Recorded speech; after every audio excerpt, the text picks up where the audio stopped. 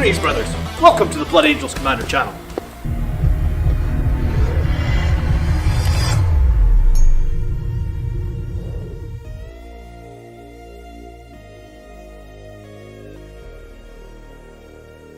Good evening. Hello, brothers. Give me a shout you can hear me okay. How is everybody tonight? Feels like a little while since we've done a hobby stream.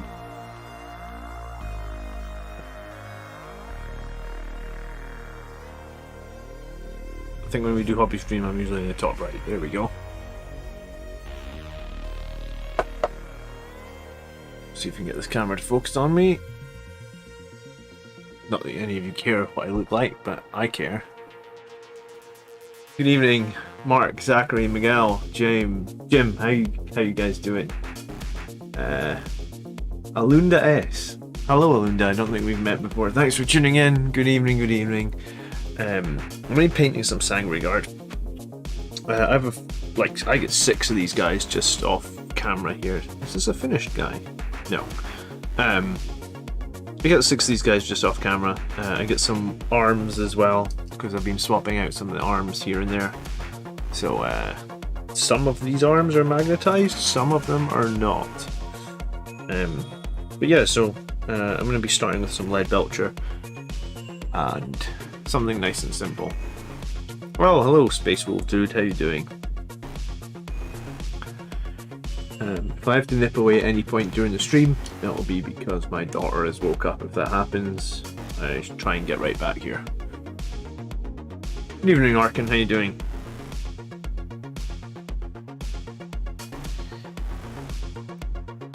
Oh, this pot needs a good shake. So I entered my list into BCP today for the RTT I have on Saturday, and I have indeed entered with the the Astraeus Super Heavy Tank.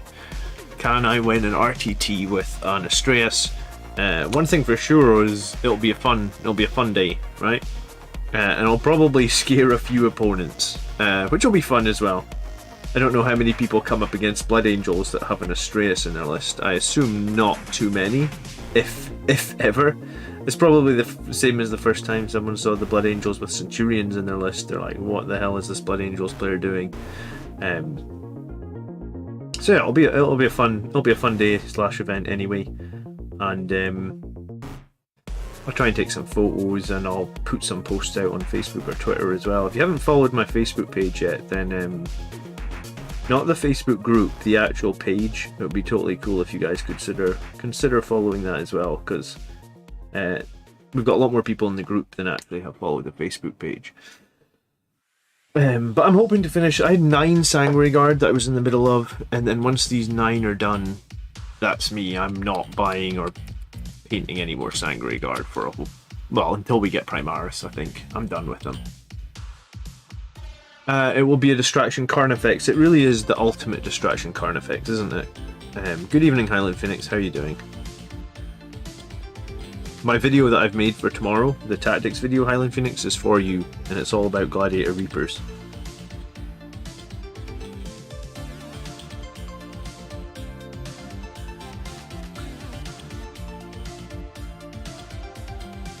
But yeah, I mean, I've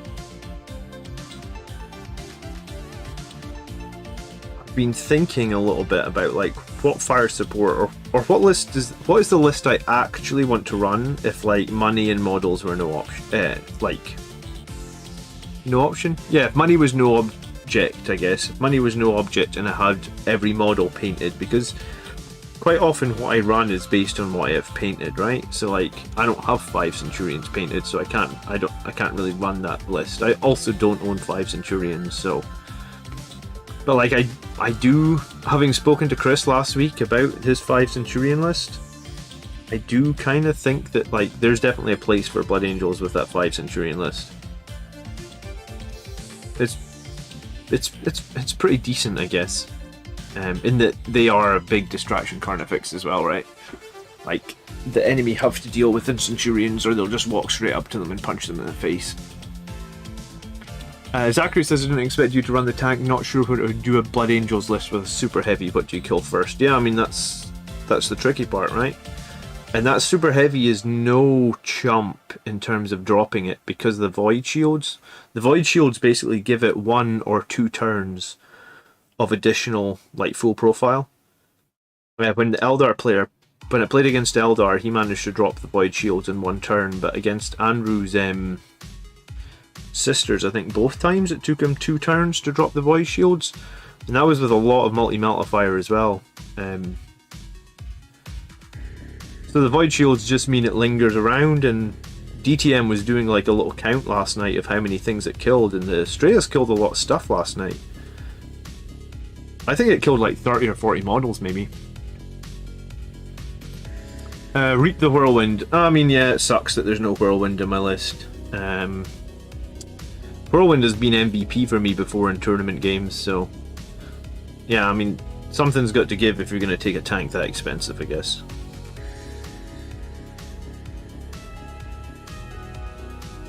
If anyone's doing hobby tonight, shout out what you're working on and we'll shout it out in chat. If anyone's got any Blood Angels questions, shout them out as well, or any questions. I mean, we just finished doing a review of the Votann Codex over on the Three Grots channel.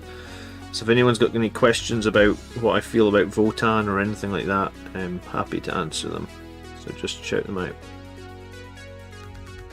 out. 5 Centurions is nice but really expensive. I mean, I think you can keep them reasonably cheap. Like maybe give like a few of them, give all of them Flamers, and then give like a couple of them Storm Bolters, or Hurricane Bolters rather. I don't necessarily think the Hurricane Bolters do all that much.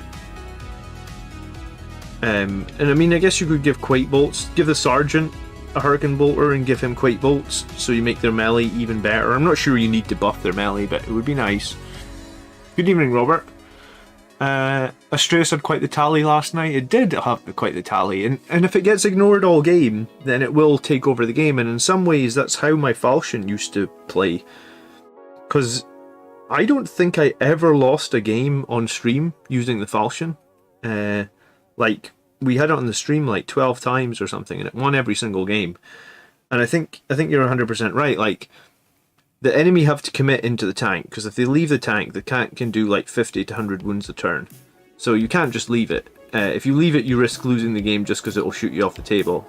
And in some ways, the Astraeus is kind of similar. Like, you know, later on in the game last night, in 1 turn, we blew away like 3 Paragon suits and some other stuff, and there was a turn last night where I killed 6 of his units in a single turn, and there was a turn last night where I killed 5 units.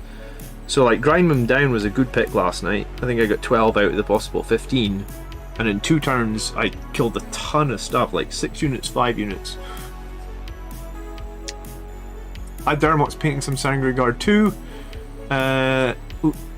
Looking how do you get onto fight last, fight on death units. If they have any fight last or fight on death, like last night when they had Repentia, that'll be the tank's priority. So I'll just shoot anything that can fight last or fight on death. Because, like, that's why I lost the last tournament I went to, is because I had to kill the fight on death stuff with my Sangre Guard, and obviously Sangre Guard get killed when they fight on death. So my jump units will just stay away from any fight on death stuff, like Repentia, like they did last night, and I'll kill them. And if I have to give up a squad of Death Company to kill a squad of Repentia, you know, my Death Company with chainswords will kill Repentia just fine, and they're only 105 points, I think, because they're just with chainswords and jump packs. So I'm happy to give up a squad of that Death Company to take out the Repentia. I feel like that's worth it. I'm not so happy to give away like a 200 point squad of Sangre Guard to kill Repentia, but you know, I guess we'll see how the game goes, or we'll see what happens.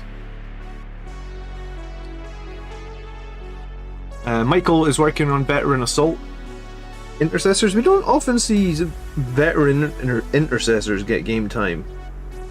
What's the reasoning behind veteran intercessors, Michael? You got a plan for them, or you just fancy doing them?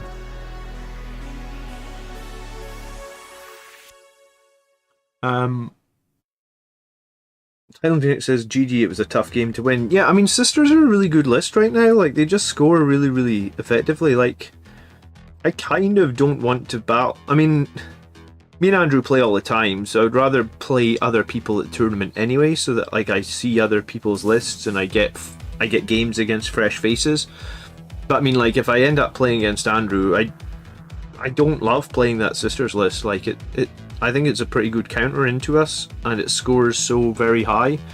So, like, that Sisters list is difficult to beat at the best of times. I don't know if I beat that Sisters list as well without the heavy tank. Like, it trades so effectively, or it just trades so efficiently into Blood Angels. Like, it's a very difficult list to beat. Zugzug is working on the white Sangre Guard. If you haven't seen his white Sangre Guard, he posted them up on Discord, and I think you won Best Painted or something, Zugzug. They looked awesome. I really liked those white Sangre Guard. They were very cool. I mean, I don't know why you would pick white of all colours, and that, like, white is typically one of the worst colours to paint, it feels like, because you need multiple coats of white to go over just about anything. But I mean, props to you. They looked very, very different, but very cool as well. So I'm going to be hanging out for about 90 minutes tonight, just doing some painting. I'm probably going to be back on like Saturday night after the tournament to like check in and let you guys know how I did and stuff. So that's my plan for the moment. I might paint on Saturday night. I guess it depends. Sometimes when you've been to a tournament, it can really take it out of you. Like, you can just be generally quite tired, and sometimes I get headaches from going to Warhammer tournaments just because, like, I guess there's a lot of thinking to be done. Yeah, Sisters do seem to just be able to score 75 VP at the moment very easily. Whereas, like, I think Blood Angels, I think it's hard now to score 90 VP with Blood Angels. Unless maybe you're doing, like, a Fury of the Lost list. And part of me kind of feels like maybe I need to give the Fury of the Lost list a try, just because, you know, I'm running 2 Death Company. It wouldn't be a far stretch to add the 3rd Death Company and a Death Company Captain, and then you're getting some really good, reliable Fury of the Lost points, I feel like. How are you finding the Super Heavy? Are you considering dropping it? Yeah, I mean, I am considering dropping it. I'm kind of running it just because... I was going to say... because I can't figure out what the best fire support to complement my army is. I think Blood Angels need fire support, and I probably... I think we need fire support, and I think we need something efficient, and I don't know what we have that's efficient. I don't know if the Stratus is necessarily efficient in terms of like points and stuff, but Stratus is certainly good at killing stuff. Just gets so many shots, and you know, it can essentially get, what is it, like 24 3 damage hits a turn, then like las cannons on top, and then other fire. I mean, it's just a lot of shots. It can kill stuff. Balanced Hydra says running 2 laser destroyers, 6 shots at damage 6 for only 350 points is nice, kind of like a mini falchion.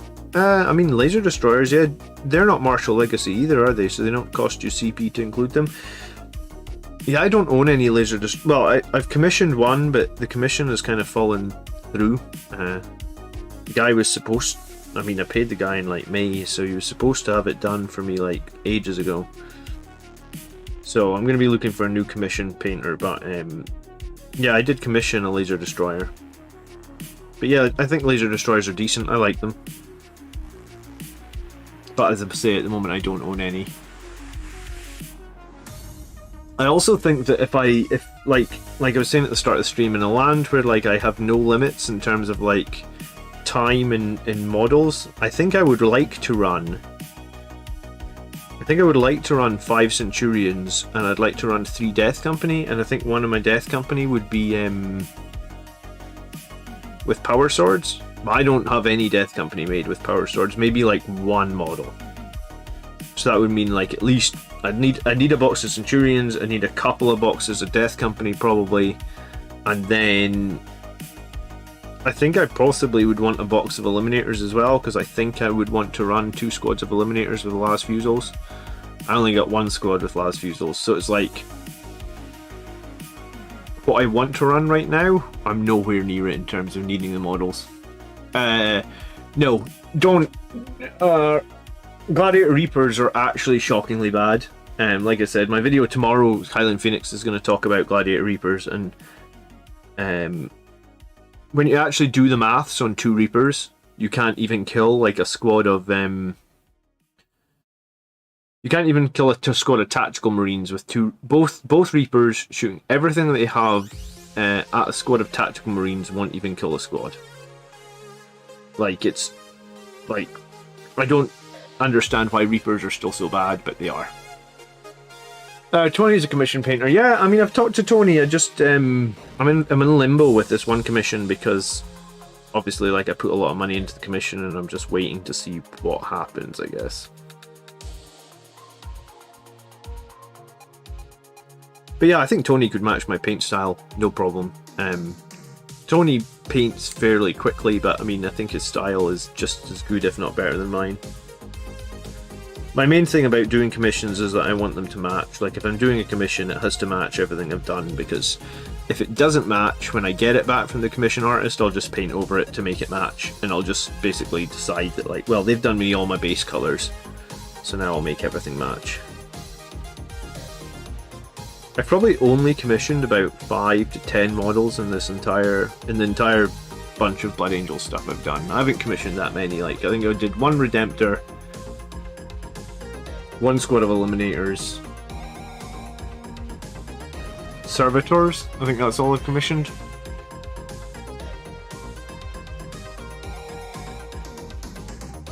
Vets are 110 points with an Impulsor being 130 with Shield Dome for 240 points. It's not a bad amount of attacks plus an Impulsor. Impulsors, man, I don't know. I mean, I tried to run an Impulsor multiple times with Blade Guard veterans in them. They never seem to come off, right? I don't know why they never seem to come off, but they just don't, like. It's 110 points for a transport that does nothing seems like a lot. You know, like Drukhari, when they put Raiders out, Raiders were like 70 points, and they had like a rerollable D3 plus 3 las cannon on it. So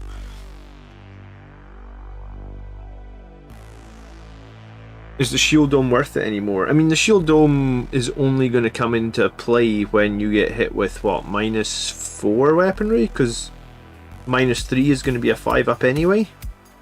So yeah, I think if you're running an Impulsor now, I'd probably just skip the Shield Dome. I don't think it's worth it.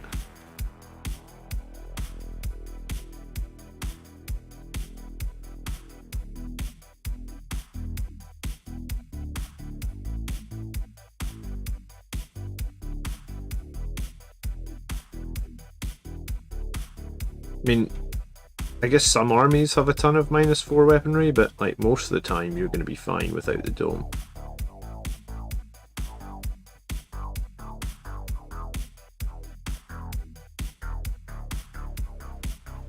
Fire support for Blood Angels list seems like a big mistake. All you need is 3 eliminators in my opinion. I feel that there may be some stickiness in the mindset to construct a list with the options already created. Sometimes you need to bin the whole thing and start from scratch. Well, I mean, it's fair enough if you want to say that. My highest ever win rate, or my highest ever win streak, or however you want to put it, where like there was a period, I think it was at the beginning of 9th edition, where I just won, I don't think I lost a game in like 4 months or something, right? And like, my list was really perfectly balanced. I think it had 2 Redemptors in it. I think it had 2 Redemptors and attack bikes. I think that was my fire support. I think I also had the Whirlwind in there. And then everything else was basically in jump units. And I feel like that's the best balanced list I've ever had. And that's the best win rate I've ever had for Blood Angels. Since Armor of Contempt came out, what's your name? Your name's actually Blood Angel. Okay. Since Armor of Contempt came out, I tried going 100% melee, and the last event I was at, I came 3rd.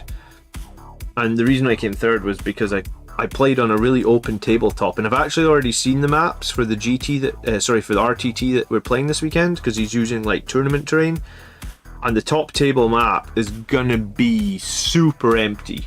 I was wondering, do I have the printout in here? No, it's downstairs.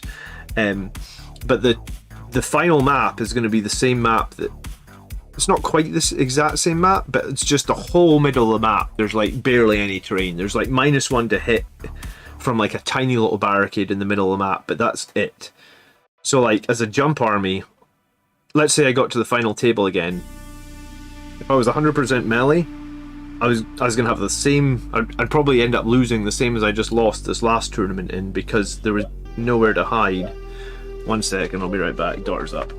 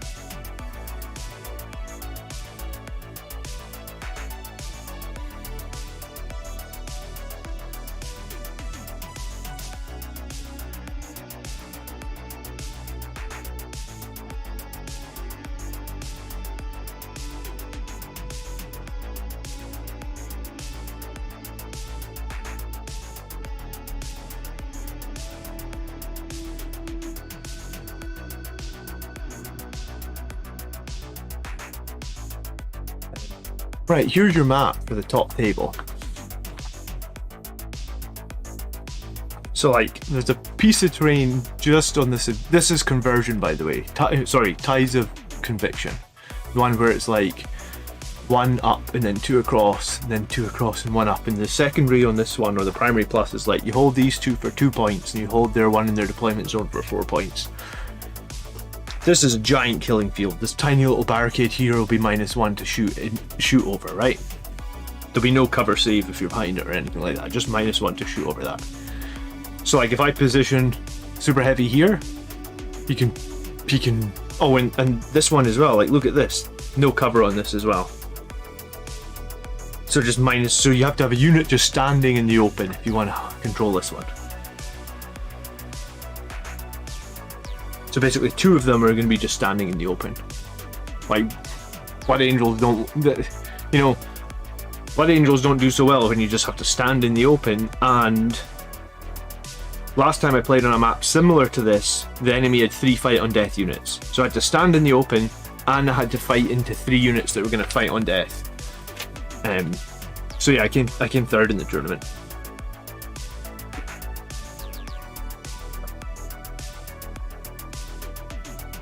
So I need to upgrade this for a 1st place.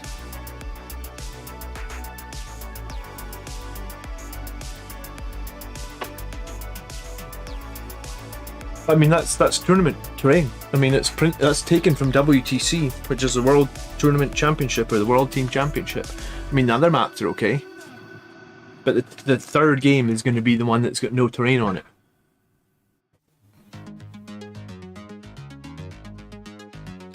So yeah, I already got a bad experience on that. I already got a whatever you want to call it. Bad experience, tough experience, or maybe just a learning experience might be a better way to put it. It was a learning experience last time round. This time round, that's why I think we need fire support, because if we just have to stand our jump units out in the open on objectives, any army's just going to shoot us out. It's not like Armour of Contempt really made us survivable, you know? I mean, Armour of Contempt helps. I still wouldn't say we're survivable. I wouldn't say, like, Armour of Contempt has made us survivable. How often does, like, a 7-man squad of Sangre Guard get killed in a single round of shooting, like? All the time. Against armies that aren't even dedicated shooting armies as well. Can you avoid those spots? I mean, not if you want to hold the objectives, Burgosaurus, not really.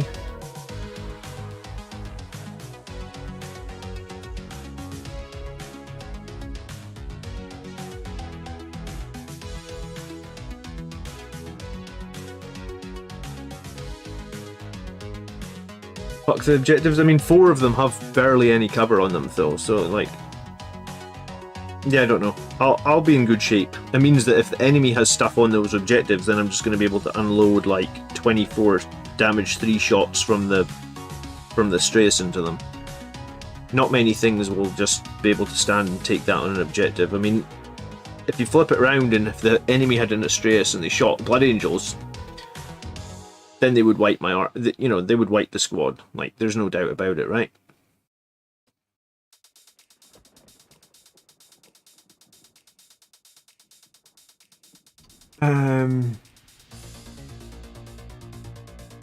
Try and avoid them and take all the ones with cover. Yeah, but I mean, one of the ones with cover is in his backfield deployment zone, so I mean... I've played that map before. I've played that exact terrain layout before, and Andrew actually said to me he didn't want to play that one, which is funny because he's chosen it for his tournament, because that's a really difficult list. That's a really difficult map for his sisters on as well. I mean, maybe he chose it because he's like a fair person and like he's not trying to... Like, I'm pretty sure he doesn't want to win his own tournament, but anyway.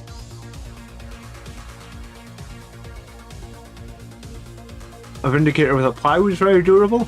I mean, a Vindicator is durable. Yeah, I'll give you that. If they fix the Vindicator's number of shots, like they fixed the Chaos Vindicator's number of shots, then I could get more on board with the Vindicator.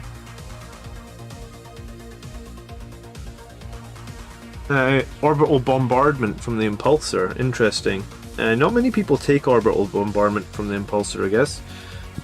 I don't know if I feel like it's that good. Because you can only use it once, right? And it's just like a random number of mortals.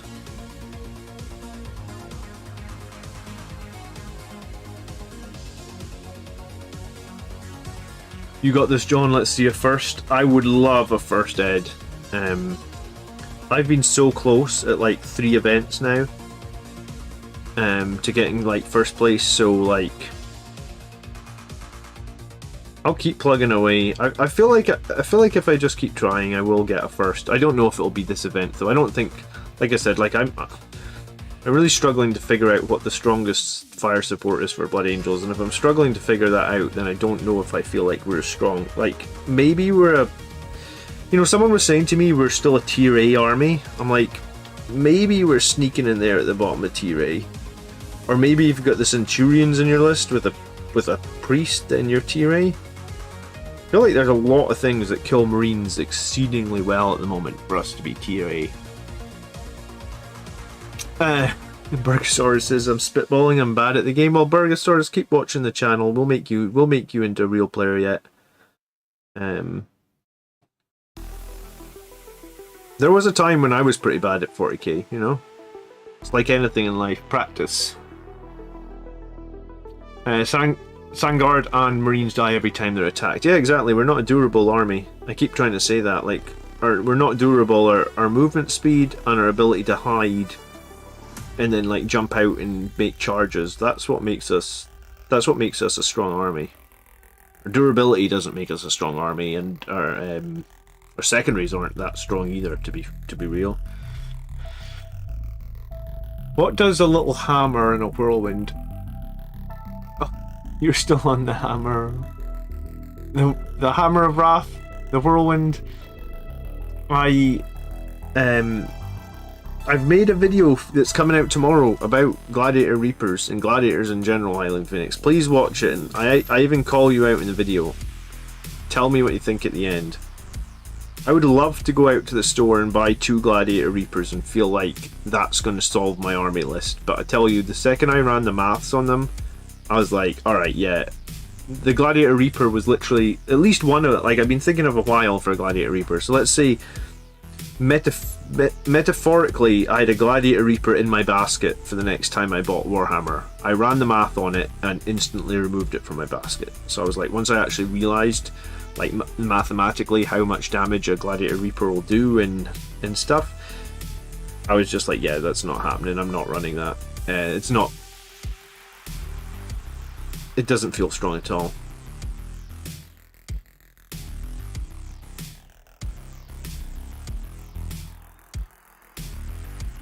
Hammer Strike and Land Speeders with multi-meltas are a good combo for me. Yeah, well, I've got this Storm Speeder.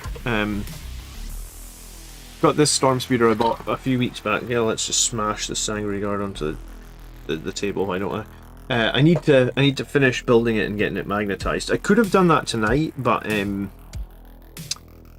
feel like I'm halfway with all these Sangre Guard, and I was like, you know what? I kind of want to try and finish what I'm working on, because there's quite a lot of I've got 9 Sangre Guard and I've got like 5 Death Company to finish. I really just want to get them finished and dusted and done out of the way, so it's like I can just feel like I can move on with a clean slate rather than have to come back to them. What are you saying, Mr. Blood Angel? You're saying the counter charges that only play at work for me. I've picked up a few of your tricks. Oh no, sorry, that was Blood Angel. That map is built for trading. I don't run 7-man Sangre Guard personally. Like you said, I don't take much to kill them all the same. Yeah, I mean, that map is built for trading, and when I was running the all melee list, I was running 2 7s and a 6 for my Sangre Guard, and I was still running Vanguard Veterans with shields because this was right after Armor of Contempt had dropped, and I do still think that, like, I like Storm Shields in terms of like the survivability they give. I don't like Lightning Claws anymore because I think their lack of AP kind of sucks. I mean, it's okay into non-Armor of Contempt stuff, but into Armor of Contempt stuff, it really feels like Lightning Claws are really hurting for AP now.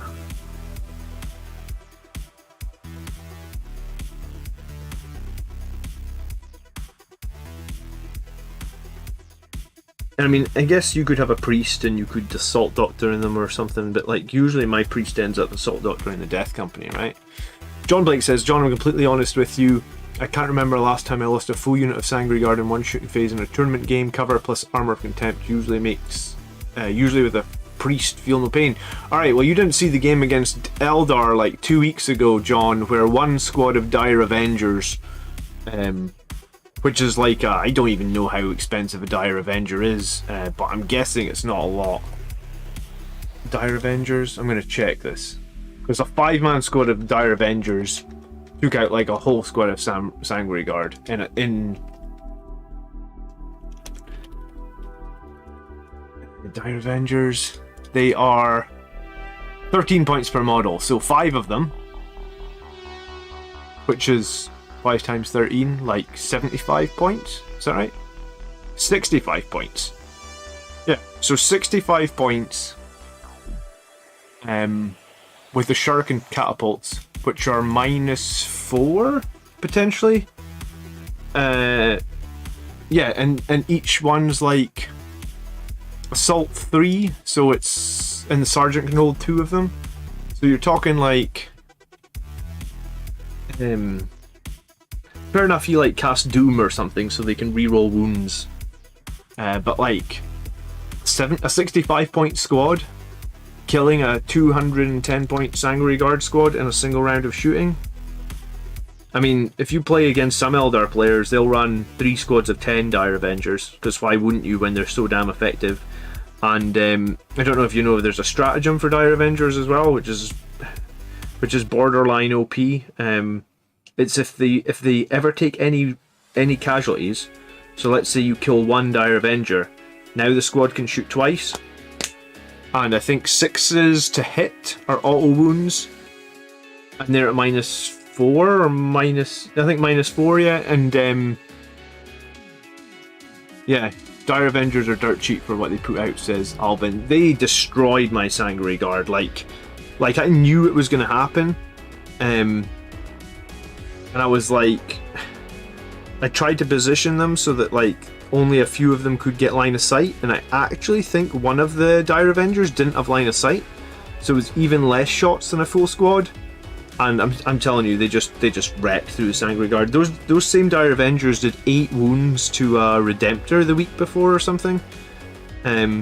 They're shooting at toughness at strength 4 weaponry, so you wouldn't expect strength 4 weaponry to do 8 wounds to a Redemptor in 1 round of shooting. And it's just 5 guys, 65 points. But I mean, that's how much damage they can do. I mean, John, do you play Eldar? How do you deal with that? Because in my experience, when Sanguinary Guard are -4, they just die.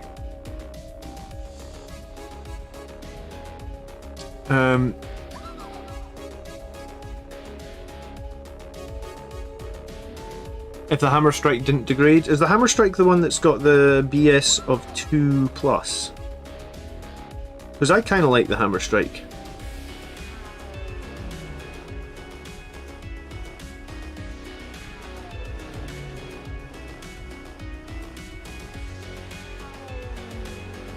The sad state of the game when AP2 isn't reliable enough. Yeah, I mean, it's just the way that the game is right now, I guess. AP2 on some weaponry.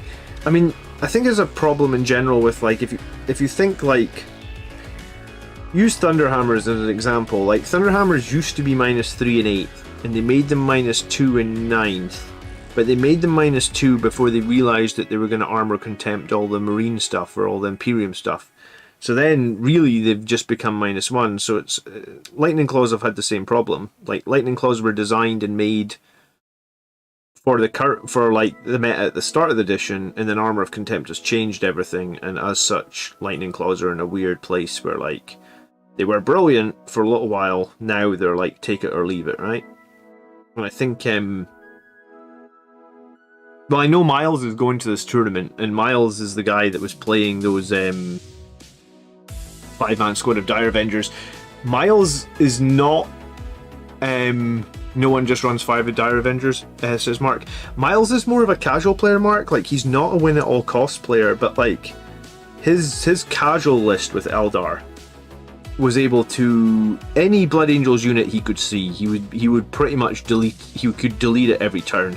I mean, if you watch the game against Eldar I played a few weeks ago, I thought I was miles in the lead. Like, I literally thought I'm miles in the lead. I can finally come out from hiding my entire army in terrain in turn 3, and I came out, and just being visible for like 1 turn, I almost lost that game because everything he saw, he just killed.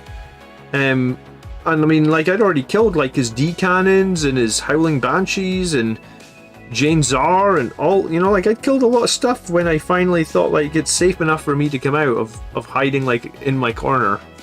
But apparently not.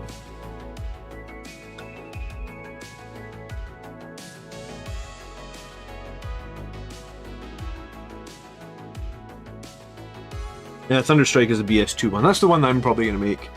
I haven't lost to Eldar yet in tournament play. In that matchup, you have to play aggressively into them because Eldar flanks get crushed very easily.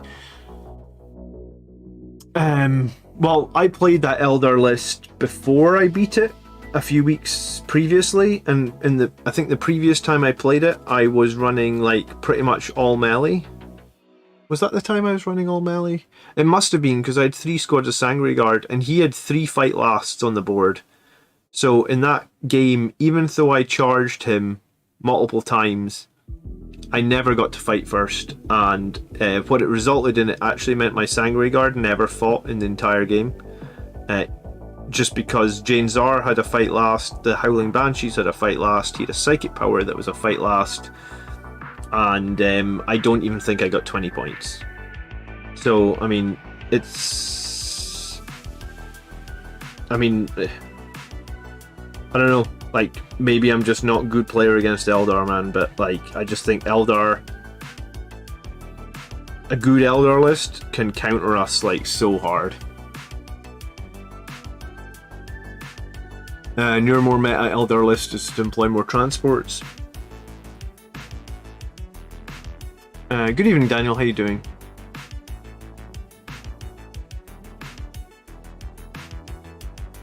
Five Dire Avengers with Bladestorm and Hail of Doom doesn't statistically kill 7 Sangre Guard without... Oh yeah, but I mean, like, when he rolls 6s, they're -4. And then you can reroll wound. Like, you can, like, Eldar have so many psychic powers that it gets to a point, even if you're running like Mephiston, which I tend to do, you're not going to be able to deny everything they're casting, because they're casting like 7 powers, right? So like they'll just cast Doom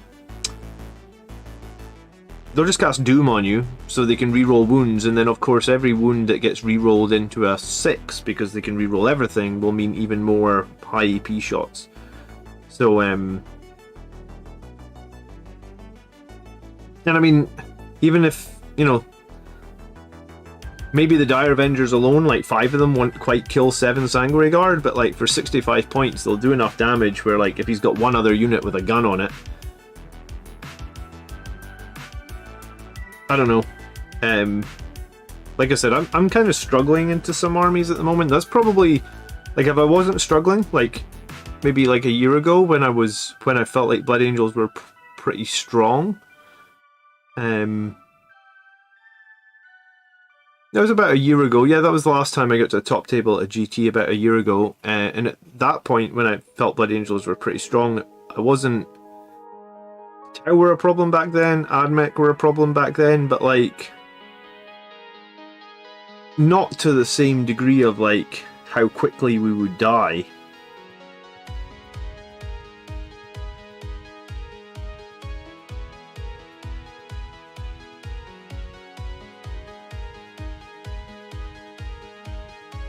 Yeah, I mean, if I was feeling more confident right now, I wouldn't be running a super heavy tank. I'm running it almost as a meme. You know, like, almost just like I just want to run it because I've never taken one to a tournament before, but part of the reason I'm running it is because I'm finding it very difficult. Jando says he's been watching the videos for a while and he actually played his first game last night and he won it. Well, congratulations, brother. I'm glad that someone's finding it easy to get wins. I am not. But welcome, Jando. Thank you so much for watching, and I'm really glad to hear that the videos help. That's kind of the whole idea behind the channel.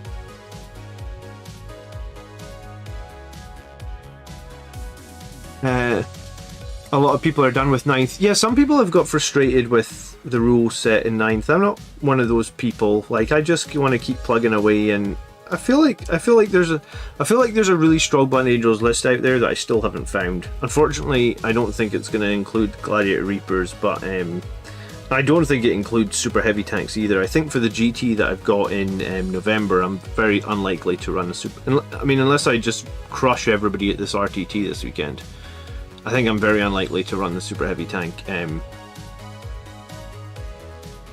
to the GT. So I'll have like... I'll have 2 months, so I'll probably buy something new, I think, and try and get something ready for the GT, I guess. I mean, I'll try and keep the core the same, but I might just lost against double Catan plus Silent King Necrons. I mean, that's brutal to deal with. Did you kill either of the Catan, Daniel? That's one of the reasons I keep Mephiston around in my army, just because it gives me the ability to do some mortal wounds to like those units that can only lose so many wounds per phase. Because I hate fighting things that can only lose wounds per phase when, you know, if you've only got damage in 2 phases, it just means that you never have the option to kill them in a single turn, which I mean, it's hard to kill them in a single turn, but at least it's doable. Or at least if you get a few wounds off them, then you know you could smite for 1 damage and then finish them off or something like that.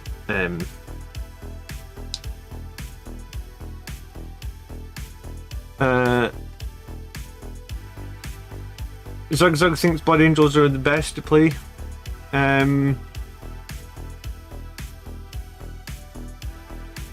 Yeah, I was gonna say, like, I guess in terms of Space Marine chapters,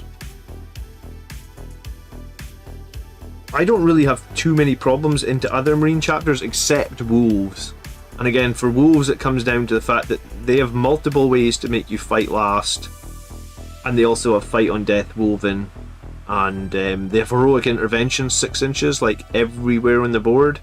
So like when you're playing against Wolves, you need to remember that, because one bad placement of a model and they're heroic intervening across the, you know, onto your objectives and all sorts of nonsense. So I'd say Space Wolves are probably up there with Blood Angels, but yeah, I could say that Blood Angels, Sisters, and Wolves are the 3 that I think are strongest right now.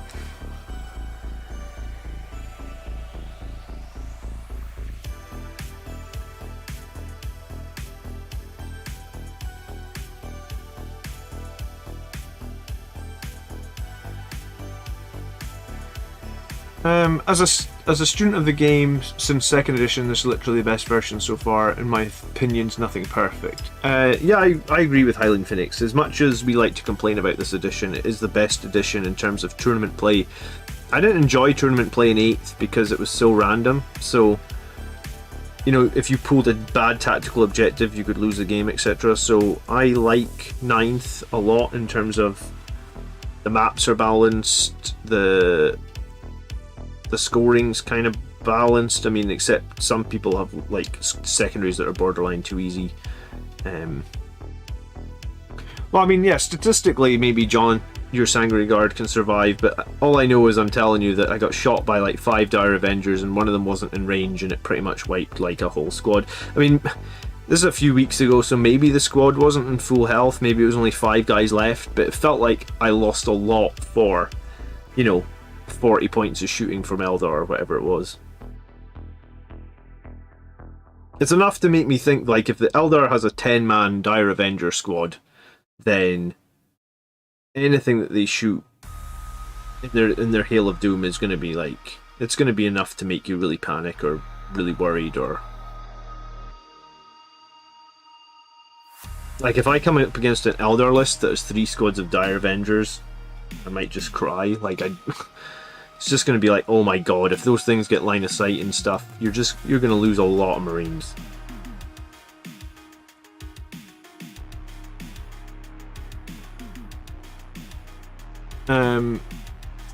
Do I prime the Sangre Guard grey? I actually prime them black and then spray them gold over the black. I actually made like a battle ready Sangre Guard video, multi-laced bill.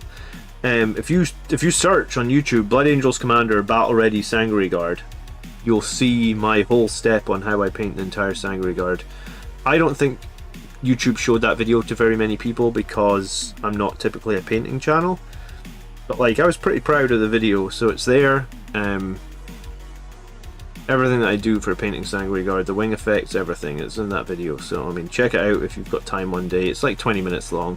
And if you're really feeling generous, you could click like when you watch it as well, and maybe YouTube will decide that it's a worthy video and they can show it to a few other people, but I mean, that's wishful thinking, I think.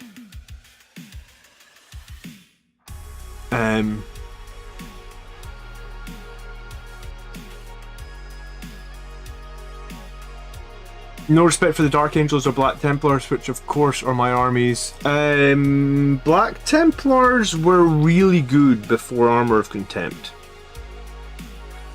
They must still be okay with their mini transhuman, but I guess their 5-up army wide invulnerable doesn't feel as good anymore, because, I mean, like I play a lot of Sisters of Battle, and Sisters of Battle Bloody Rose are like typically -4 all the time, so I mean, Black Templars are probably fine. I mean, I'd say they're decent.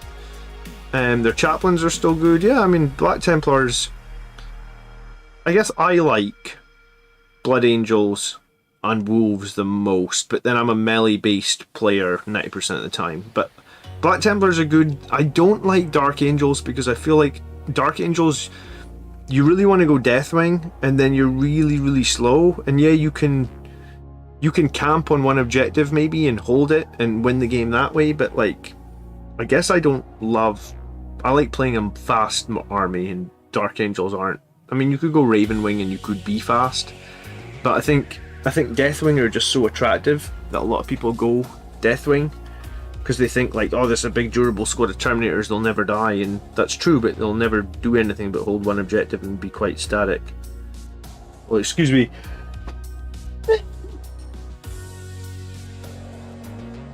My Eliminators got wiped out almost entirely in cover from Custodian, Guardian Spear shooting, and a bit from a Calidus. I was a little surprised. What's the AP on a Custodian Guardian Spear these days? It's only like -2, is it not? I suppose it's 3 damage a shot though, right? So like every failed save is a dead Eliminator. A few people said that they liked the Battle Ready painting video. Thank you so much, guys. It means a lot. Do I ever plan to come to America to go to like LVO? I would love to. I just got to get like $5,000 together and then make that happen. Yeah. I would love to. I'd probably take my wife with me as well and try and make it into some sort of holiday. But like, you know, we got 2 young kids at the moment, so I can't even really get away for like a night at the moment for like I haven't been to GT all year because there hasn't been one in the town that I live in. That might be a lie. There might have been one in the town that I live in, and I missed it because it was like right at the start of the year and my son was really, really young. But yeah, I haven't been to any GTs yet this year just because my son is still really young. He's just 9 months old and he needs like constant supervision. But yeah, I would love to get to one of the bigger events in America. I don't think I'd do very well probably, but I mean, I'm always trying to improve, right? And that's why you go to tournament events even if you're not going to win. I don't know what you're meaning, Highland Phoenix. Are you determined to the Whirlwind Hammer? I don't know what you're meaning. You just really want me to buy 2 gladiators, even though I'm trying to tell you that they suck. Did you buy some gladiators? Is this the problem?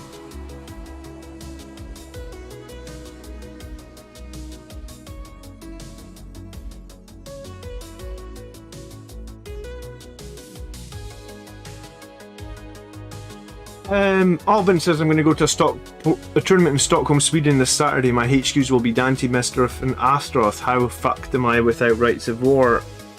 I mean, I've been to other tournaments without Rights of War. How many OBSEC units you got? You're just gonna have to kill really, really efficiently and hope you don't fight something that's got like tons of OBSEC, like Chaos Knights or Necrons or something like that.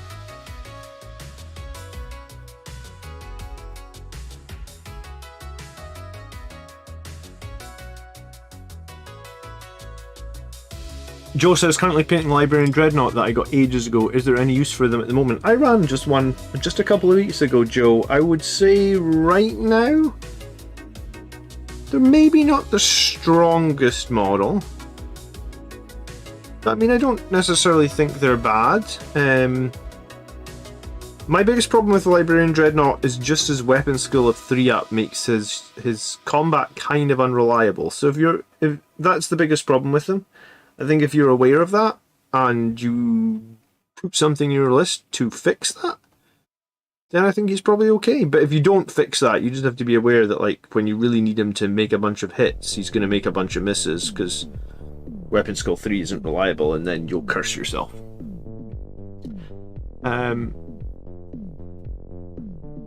Black Templars suffer for being slow combat quite a bit. Dark Angels are much more flexible, or I would argue they're second best.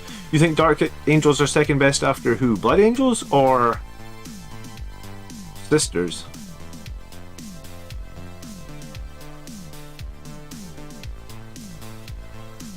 Yeah, you can definitely dodge bad matchups. I dodged the Grey Knights at one tournament that I went to all the way to the final and then got messed with by Grey Knights. I dropped Whirlwinds from my list and added Terminators. Fair enough. So, I think if you're going all melee, especially if you're... Here's the thing that you know, sometimes we talk about, like, we take the Whirlwind because we think it's good for fight last, maybe when the enemy charges us, and we think it's good for Overwatch. It's also invaluable for, like, early game. You know, early game, the other player's going to have, like, 2 CP, so if they want to counter offensive, there's a very, very high chance they can do that. So I like the Whirlwind as well to just suppression fire the unit that you're happy to fight second, and then stop them from using counteroffensive, right? And sometimes I think that alone can be worth 125 points of the Whirlwind. Because, like, if you make a charge in turn 1 or 2 or something, and you charge multiple units, and you think, well, the opponent's 100% going to play counteroffensive here because they could do a lot of damage to my Sangre Guard or whatever unit that was charge number 2. I sometimes just think that, like, it's almost too good that fight last anywhere on the board from the Whirlwind. Like, it's just so valuable, right?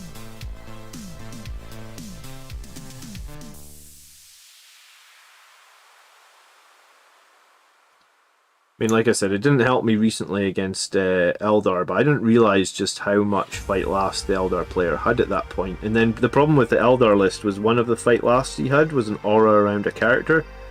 So obviously I can't hit the character with the Whirlwind because, you know, he's only got 6 wounds, so he's immune to being shot by a Whirlwind. The Whirlwind is good. Yeah, I know the Whirlwind's good, and it holds your home objective as well. I never leave home without a Whirlwind either unless I'm running a super heavy tank. I don't think there's enough points to run both. But yeah, I mean, like I said, the Whirlwind's been MVP for me in a bunch of tournament games before.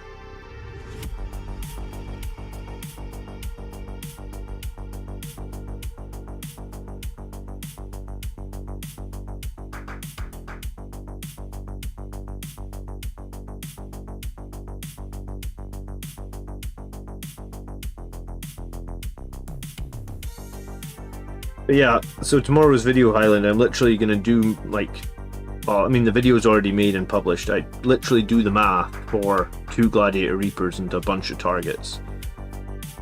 So, I mean, if you watch the video and you think I'm all wrong, tell me. But I think it's gonna be very hard to argue with the numbers.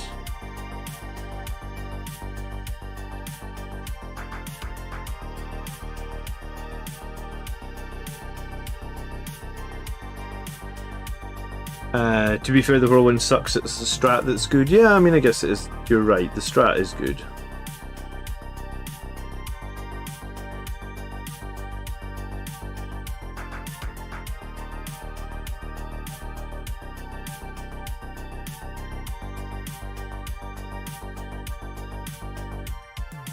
That's why I love the 120/90 point option to turn off Overwatch with a Landspeeder Storm that stole from Sam. No fight last, but it's much easier to score 15 points from Relentless. You know what, I don't dislike the Landspeeder Storm idea or that Landspeeder Storm strat either. Like, I hadn't really considered it till I spoke to Sam about it. And he obviously makes good use of it in multiple games and multiple tournaments because he's usually up there at the top tables on the tournaments, right? So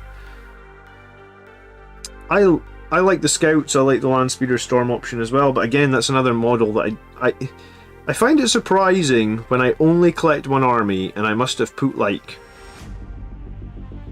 thousands of pounds into this army. I was going to say like £3,000? I have no idea. I think when we last worked out my Pile of Shame, it was like, I had like £2,000 of Pile of Shame models. So I must have spent like £4,000 on this army over the course of the years. So like, I find it unbelievable that like people keep coming up with ideas and I'm keep like going like, I don't have those models. How can I not have those models when I've spent all this money? I guess the marine range just really is quite wide, right?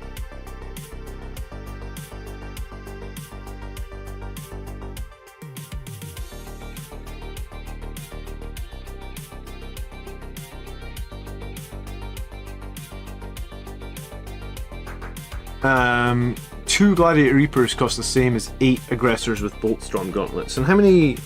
Each aggressor gets 9 shots. With the Boltstorm and the frag launchers, assuming that like the frag launchers just roll the average 3 shots, right? So it sounds like the Gladiator will get a few more shots than the aggressors, but I guess the aggressors would get like a ton of power fists.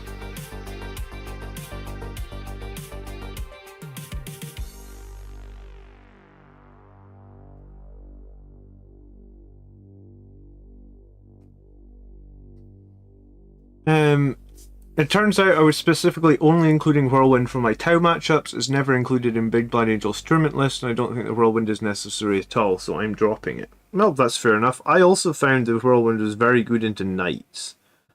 Especially some of the knights that have those flamers, and I haven't played into...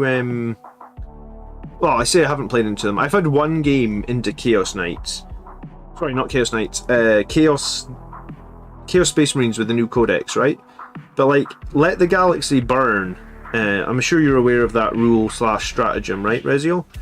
Where like all Chaos Flamers get +2 for the number of shots. Have you considered like how much? Like, let's talk about like a squad of Rubric Marines. That would be pretty scary to charge now, right? Borderline unchargeable with that new like the world burn stratagem.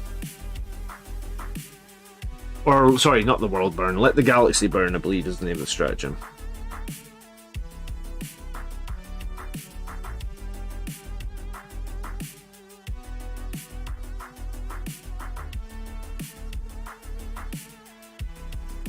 Outriders are close to being decent, but ended up being shit. They need to fall back and charge or bigger squads on a sergeant.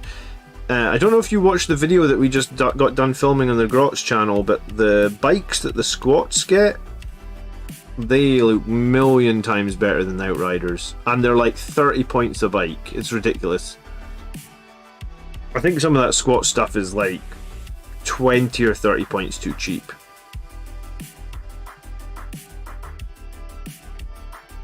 I guess we'll find out, but I do think we'll see a FAQ on the costs of some of those squat units.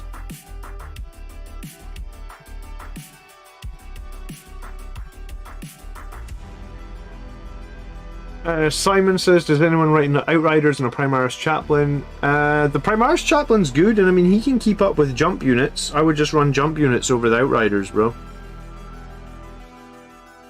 When I was doing it at a tournament about a year ago, and I was doing the Primaris Chaplain with Vanguard Veterans with Lightning Claws and Storm Shields. I thought that was pretty decent. But I mean, the Primaris Chaplain could go with any sort of jump unit, right? He's fast enough. He moves 14, auto advance 20. Landspeeder Storms are such an old and not attractive model. I mean, they're old, but I don't know if I find anything particularly unattractive. I guess for me, it's more. I was going to say it's more about the rules and what they can do on the tabletop. Is it? I don't know. I've always maybe I mean, the Storm has like a whole squad of scouts hanging off of it. It's not that unattractive. What would be unattractive would be a Thunderfire cannon. What a boring model.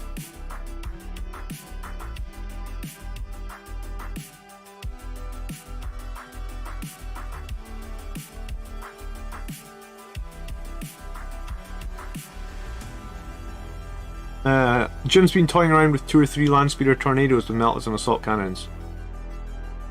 I mean, Landspeeder Tornadoes aren't the most cost-effective thing because, like, if you compare a Tornado to a Landspeeder, it feels like you're paying 15 points just for an assault cannon, which is kind of pricey. But I mean, maybe you can make it work, right? It's not the most horrible idea that I've heard. We do need some fire support, and like Landspeeders are good for getting into opponent's deployment zone and pushing, engaging all fronts, and they are vehicles, and I don't hate the idea.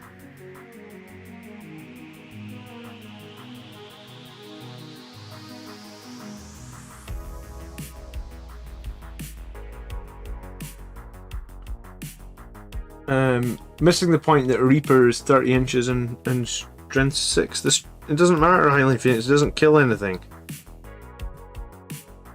A Gladiator Reaper kills like 2 Marines a turn at 30 inches.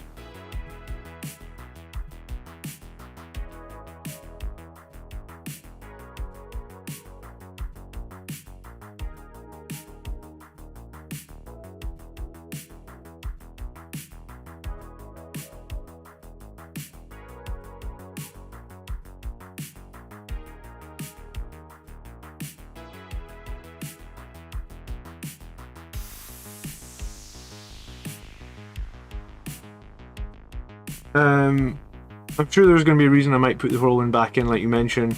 I want to play a ton of games with it, though. I mean, I ran the Whirlwind pretty, like, it was a solid choice in my army for like 2 years.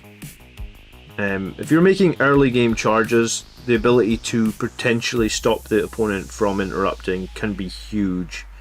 You know, like that alone can sometimes win or lose you games, so I guess don't think of the Whirlwind just as an anti-Overwatch. Think of it as an anti-interrupt, and also a fight last for if you know you're going to be charged as well. So I think the Whirlwind it's expensive, I get that, it's expensive, it doesn't do any damage, I get that, but like sometimes if you make a charge with a Death Company and Sanguinary Guard early in the game, and one of the opponent has a strong enough model where they can counter offensive, then like it can make its value back right away, just right off that charge.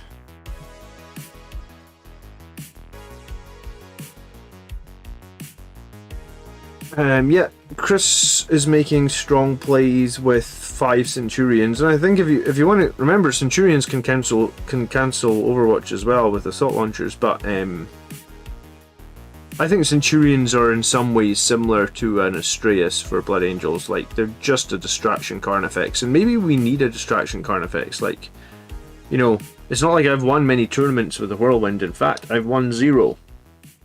Have I enjoyed the Whirlwind? Yes. Has it given me strength in games? Yes. But has it actually won me any tournaments? I guess the answer is no.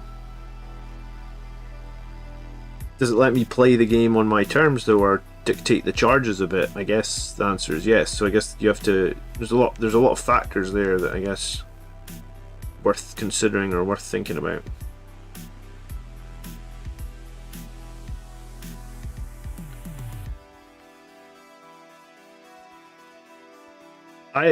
John was saying, was it John that was saying it, or was it the guy called Blood Angel? He was saying like sometimes you need to sort of think outside the box and get back to like get away from like what you think the standard list feel is.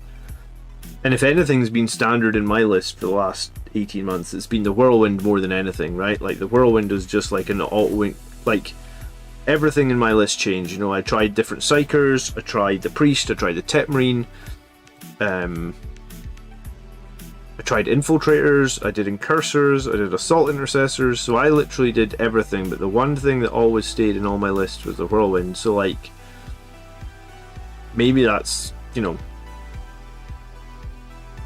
that's 120 points in every list. Like, maybe that was the thing that was wrong, I don't know. I mean, the second I go back to a non-super heavy tank list, though, like the Whirlwind's going to be front and center of my mind, because it's getting those, well, just yesterday I charged, what was it, the Aragon Warsuits, and I lost 2 Death Company on the charge from Overwatch. So like, if I'd had 1 CP and I'd had a Whirlwind, I wouldn't have lost any, right? 2 Death Company, 1 with a Thunderhammer, 1 with a Chainsword. I mean, it made a difference, because then when we actually got to the combat phase, he got off relatively free, I guess.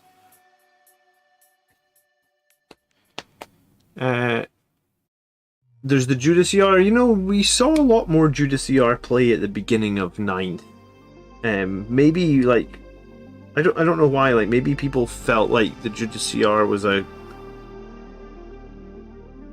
Well, people obviously like him, but yeah, I mean, maybe people just felt like he was too slow to really fit well into Blood Angels list, because he got picked a lot more at the beginning of 9th, like I said. We haven't seen too much play of him recently.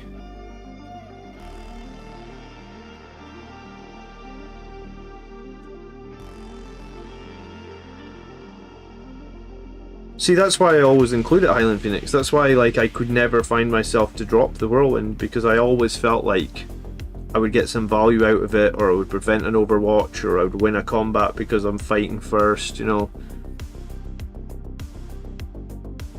So yeah, the second I drop the super heavy tank, you can bet the first list I run will have a Whirlwind in it. Like I said, it's almost like an auto-include for me. And maybe I need to open my eyes and try one of the other things, like just, you know, don't have the Whirlwind and go Centurions or something. But like, I guess it, part of the thing I was saying though is like, it's comfort picks as well, right?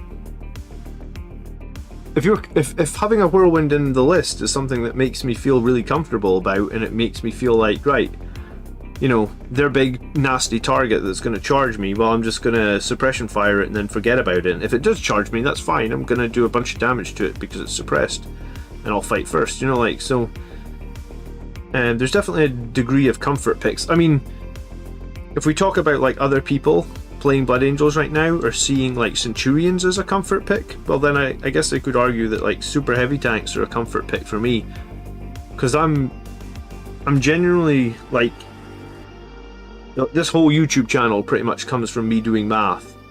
So if I have a super heavy tank on the board, I can very quickly go, right, like, you know, this is how many shots it's got, it's going to wound on this, that's going to give me like 12 wounds, he's going to need to save on 3 ups, well, I think I'm going to kill this. So I can split my fire very quickly and very effectively with the super heavy tank. So again, maybe it just comes down to comfort. Like, I'm comfortable running that sort of thing, right? The -2 AP on the Stray's main cannon is not so great. It's not so great into Armor of Contempt. I mean, it's fine against most other things, right? I guess it won't be so fine against squats, but against most other things, I guess it's fine. If they don't have, like, -1 AP, I think it's fine.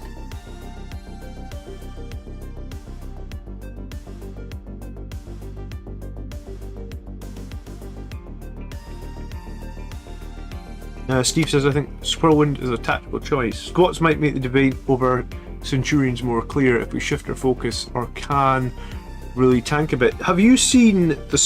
Did you watch the Codex breakdown we did on the Grotz channel earlier, Mike, about the squats? Have you seen their Terminators?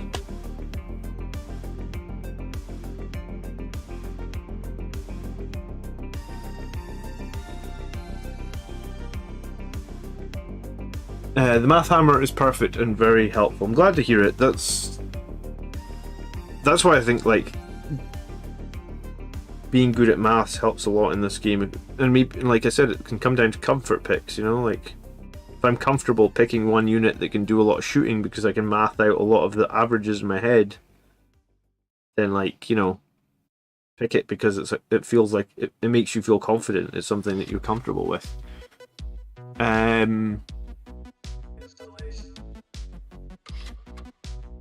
Oh, that's very kind, Mike. Thank you so much for your kind comments. I appreciate it.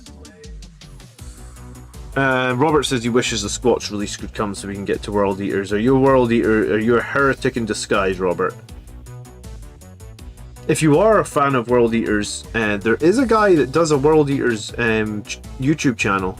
His name is, let me think for a second, The Red Path. If you've never heard of him, his channel is just called The Red Path. I believe he plays DSM/World Eaters, and I mean, if you go over there and subscribe to him and tell him I sent you, that would mean so much, because I've spoken to him a couple of times. Would a Calixis Assassin be goosed against Eldar? I mean, it would, because they have about 5 Psychers for sure, Wildling, and I guess they can only take invulnerable saves against it. So yeah, a Calixis Assassin isn't bad, and I've run a Calixis Assassin before in games, and I don't dislike the Calixis. I think she's one of the better assassins. I prefer her probably over both the Calidus and the Eviscer. maybe she's actually my favorite assassin, just because like I often talk about how to be durable, or how I rate durability, and she is arguably the most durable assassin. And she shuts down psychic, and she has a fight last as well, which is important to know. And yeah, I mean she can do some damage as well because you can only take advantage against her. The too long didn't read on the squat terminators. Alright, so squat terminators have, I think it's toughness 5. They are -1 damage. They have the same I think they have a 2-up save with a 4-up invuln. And they can teleport shunt, which basically means that they can do the redeploy that Blood Angels used to have, like so when upon Winds of Fire. So it's called a teleport shunt. They do it in the same turn. So it's like they can also put a relic on the Terminator Sergeant, so they can shunt for no command points. And I want to say their Thunderhammers are better than ours as well, because they're D3+3, but I don't remember. You need to go watch the video. But yeah, it's like all the things that you thought were taken away from our Terminators, well, the squats got them all. There were Terminators with toughness 5 and -1 damage. And then better weaponry and teleport shunting, which sounds pretty useful.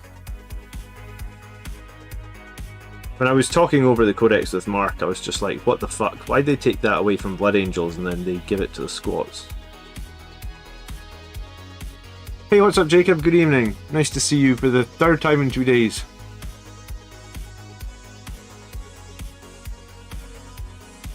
They're 1 less wound, are they? I thought they were still... I think you can give them an upgrade that puts them on 3 wounds, though. Like, I don't think they have to be on just 2. I thought you could put them in a suit of armour that... Oh, and you can't reroll... You can't... What is it? You can't reroll wounds or damage into them either, because they're wearing that void armour.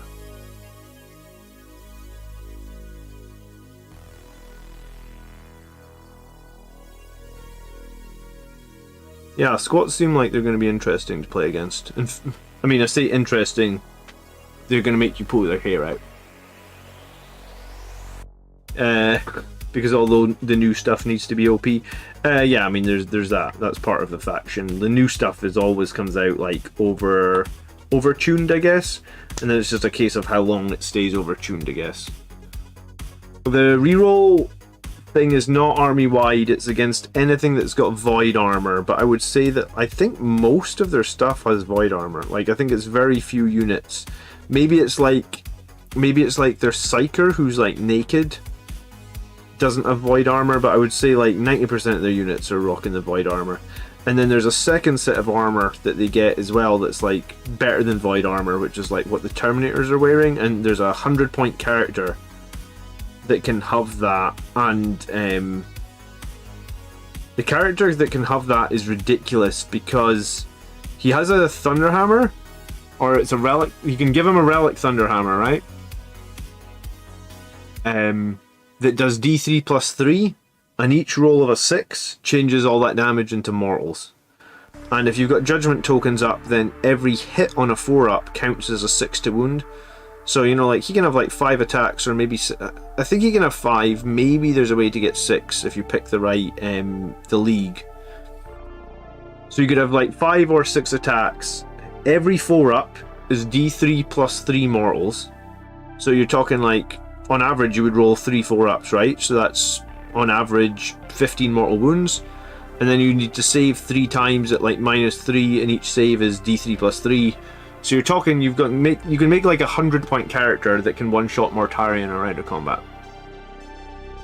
I think Auspex Tactics did a game today. Did a game. I know he does videos. I think Auspex Tactics did a video today where he said that one of the other squat characters, and I don't know what, I think it was the Rune Smith or the Rune Forge or something. He can kill Gilliman twice over in one turn, and he's like 90 points. So you've got a 100-point character that can one-shot Mortarion, and then you've got a 90-point character that apparently can kill Gilliman twice over. I didn't when I was doing the Codex review with Mark, we didn't catch how you do that. Like, we didn't figure that one out. But, like, there's some obnoxious combos in that book for sure, I guess. The one that's... I'm planning on buying Centurions. Know any strats for them? Yeah, I mean, Oscar, watch the video that I made last week about 5 Centurions going 5-1 at the American Team Championship. Just search Blood Angels Commander Centurions. I'm pretty sure it'll come up first on YouTube. And I managed to interview Chris, who came like 27th out of like 300 and some players. And he was running that 5 Centurion list, and like he shared everything he was doing with me. So you watch that video, you'll probably know exactly how to play them. Probably definitely be worth watching, I guess.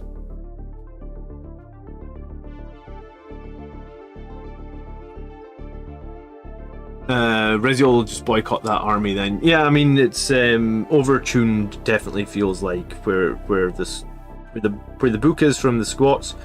I mean, you know it's a strong army, Rezio, when Andrew, my friend Andrew that plays on the channel, literally sold 4 of his armies this week so that he can buy like all the squats.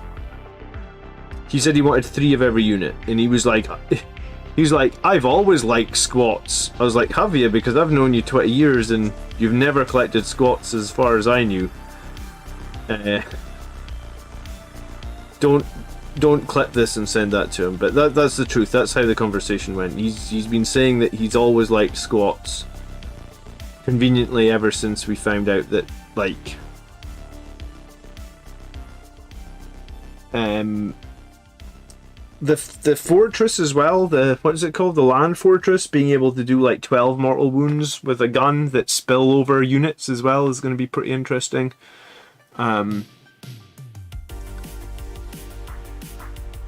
You're going to see this army get avoided harder than Tau. I mean, possibly, but if you go to...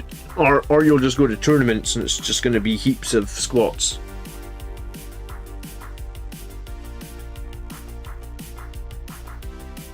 We mentioned Andrew above, the filthy meta chaser he is. Did you? I missed that comment, sorry.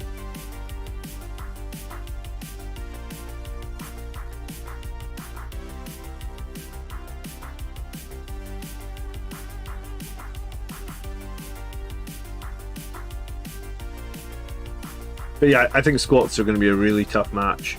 I actually think Blood Angels are going to be one of the better armies to face squats, because I think we can hide, and like, I don't think they got any indirect fire, so it's going to be a case of like hide and get on top of them, and then, you know, chew them down in combat. But like, I think if you were a shooting army and you were going to have to go out and stand toe to toe and shoot them, I'd be pretty scared for you right now. Because I think they'll shoot you off the board. The only thing I really saw is like a lot of their guns are like slightly shorter in range, so like 24 inches seems to be very common. So you might get some luck if you can shoot them from a bit more range, but I mean, it seems like a bit of a reach, right? Because then they'll just stay in terrain until they get within 24 and then pop out and shoot you anyway, so.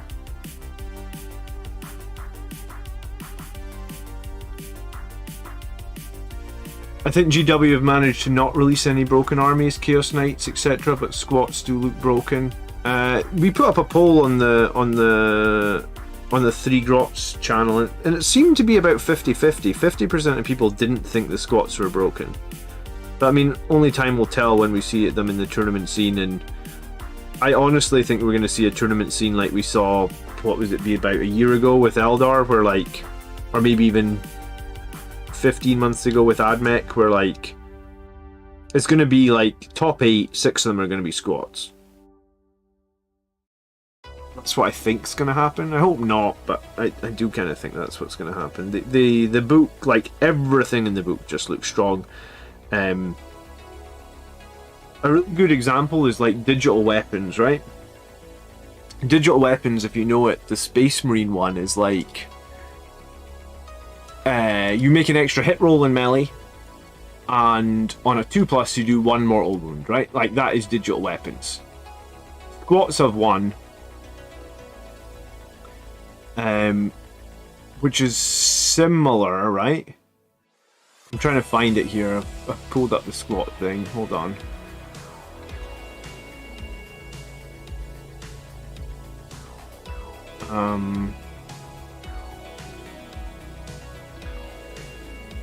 They've got 3 pages of relics. Where is it?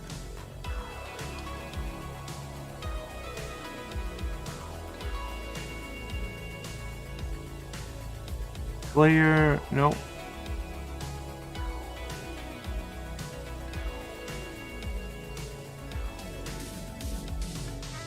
Huh, I can't find it now.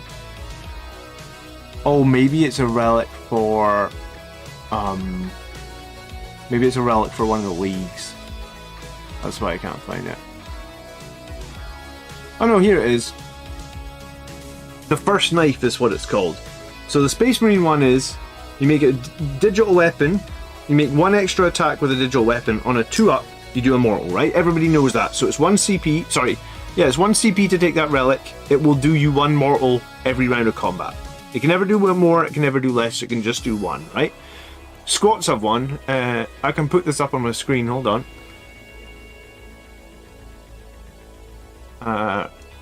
Just down here. The first knife. Each time the bearer fights, it makes 1 additional attack using a close combat weapon profile. If an attack is scored, the target suffers D3 mortals, plus 1 additional mortal for each judgment token. The target has an attack sequence ends. So exactly the same as digital weapons, you get to make 1 extra attack. So you just make that 1 extra attack on your weapon skill, same as you would do if, you know, you're a Space Marine character. And rather than doing 1 mortal wound, you're going to do D3 plus up to 3 for each judgment token. So, like, I'm going to make a short video on this. Yeah, you just have to roll a hit. So you just have to roll 1 single 2+, right? You still have to roll a hit if you do digital weapons. So it's exactly the same as digital weapons, but rather than do 1 mortal wound, you can do 6. So over the course of the game with digital weapons, if you got into combat every turn, you could do 5 mortal wounds for 1 CP. With the squats, you could do 25. And like, that's Codex creep if I've ever seen it. And I don't know why they need to creep the codexes that much. Like, would you spend 1 CP to have like a really powerful melee character to do 5 mortal wounds in addition to his damage every turn as a Space Marine player? Well, yeah, who wouldn't, right? Who wouldn't? No comment. Yeah, I mean, it's just 600% Codex creep, really. You know, if we can do 1 mortal wound and they can do 6, then okay, they're not going to do 6 because the average of a D3 is 2, so they're going to average 5. So it's 500% Codex creep. I think the thing that's annoying about that is, like, I just want some consistency, man.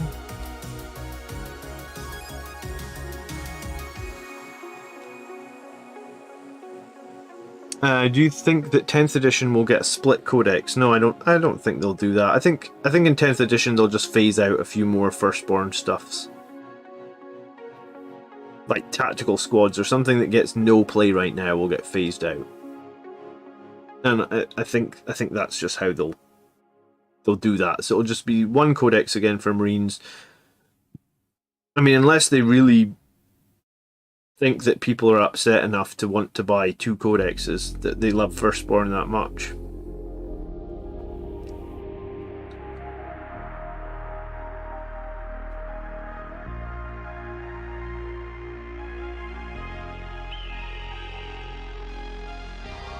But like, what gives, you know, like, why does squats need to be 600%? Or 500% average, but potentially 600%.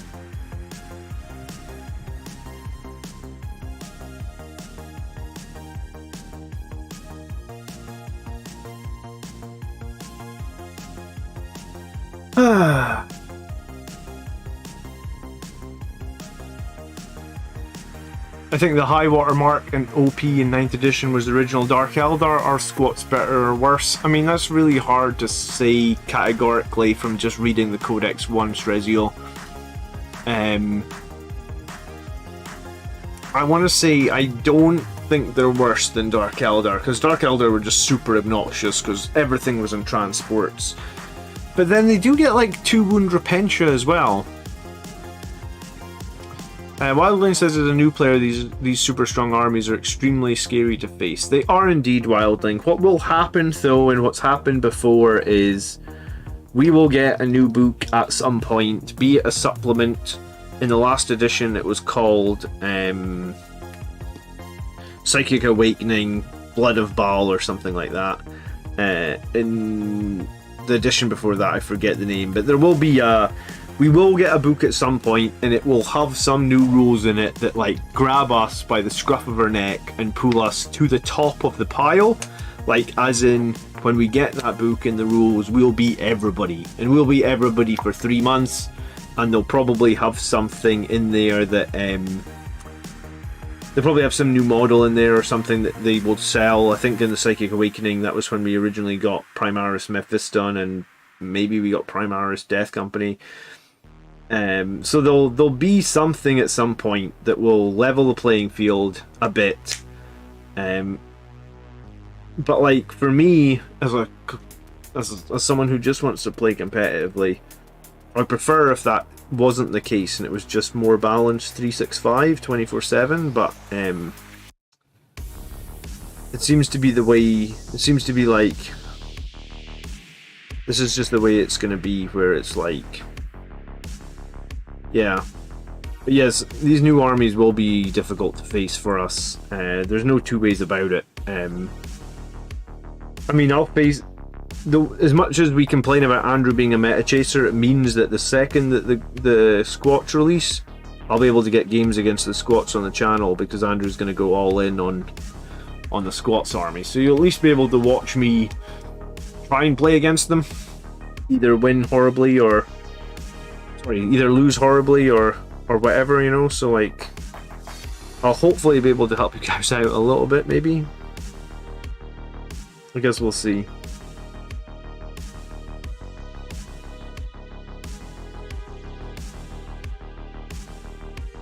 Squats are rumoured to be broken more than anything we've seen this edition, says Gitley. And I spoke to Gav. Gav recently won the Brewhammer GT, like maybe 2 or 3 weeks ago now.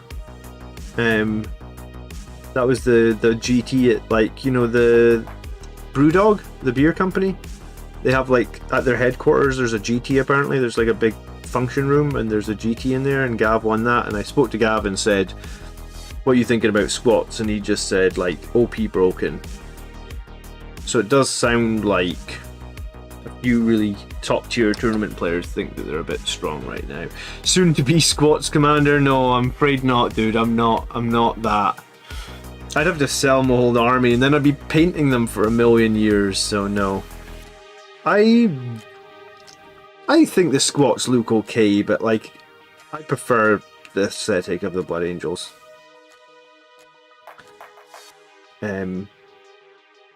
I've played a good few games that have dwarfs in them. Like, I played World of Warcraft for a while. I played D&D for a while. I never really played a dwarf though. Oh, I played Warhammer Online for a while as well. My brother played a dwarf. He played an Ironbreaker in that. I actually played a warrior priest. I liked Warhammer Online. If you've never played it, it was a good game.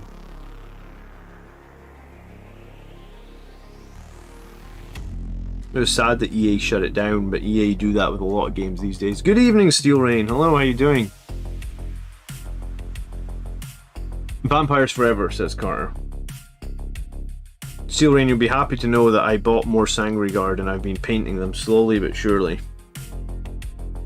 I think I probably have 25 of them now, I'm pretty sure I do. No, I'm pretty sure I actually have more than 25 because I've got a bunch that have swords and power fists that never get run. Where was I going to paint? Oh yeah, this bit.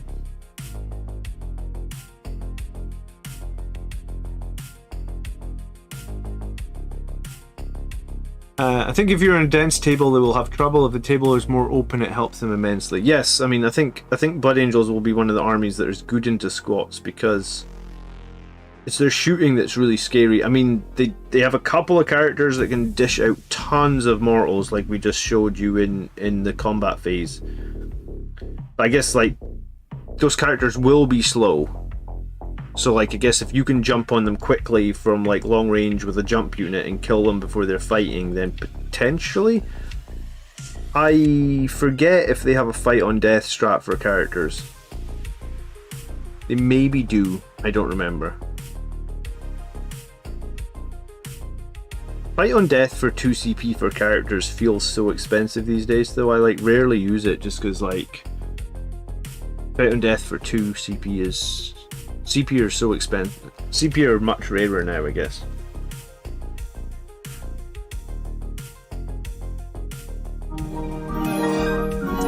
Carter coming in with a gifted sub. Someone's going to be made a member. Admort is going to be made a member by Carter. You need to say thank you to him in the chat. And Carter, thank you so much for supporting the channel. I do really appreciate it.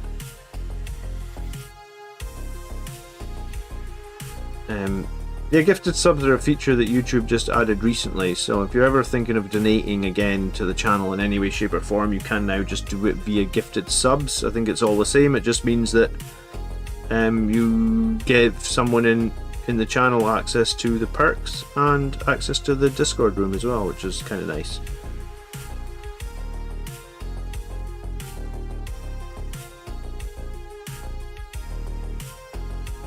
I also need to buy more Sangre Guard too, probably 5 more. That'll take me up to 27. Yeah, I mean, I thought that I bought my last box right before Armor of Contempt came out, and I didn't know Armor of Contempt was coming, and I bought them, and I thought to myself, like, I don't know if I needed them. That was stupid. I never run 3 squads of Sangre Guard. And then Armor of Contempt came out, and I started running 3 squads of Sangre Guard, and I do like it, but like I honestly think that like if I was going to run the full melee list, or if I was going to run more melee, I might run 2 Sangre Guard and 3 Death Company now, just to open up a potential Fury of the Lost pick. Because I kind of like Fury of the Lost as a... It feels like... I mean, if you run 3 Death Company, it feels like it would be very difficult to score less than 10. You know, like, all 3 die in a different turn, that's 3 points. You kill 2 units with a Death Company, that's 9 points already, right? If you throw in a Death Company captain as well, then like potentially you're almost guaranteeing a 10 straight away from Fury of the Lost.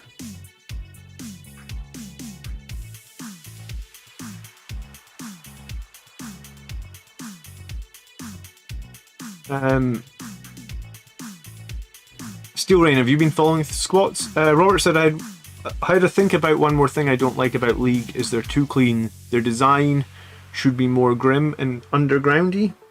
I mean, that's a point. They are dwarves. I don't know how much of their lore they've shared, right? Like, is there a backstory book about the squats? Like, you know how they normally have like Guy Hanley or whoever write a book about squats. Is there plans for a book, or will the lore for them to begin with just be in the Codex? Does anyone know? Have they announced a book? I haven't been following Warhammer community on the squats so much, to be brutally honest, because like I'll be more interested in like what they can do on the table as opposed to what their lore is, because that's what's going to affect me the most, right?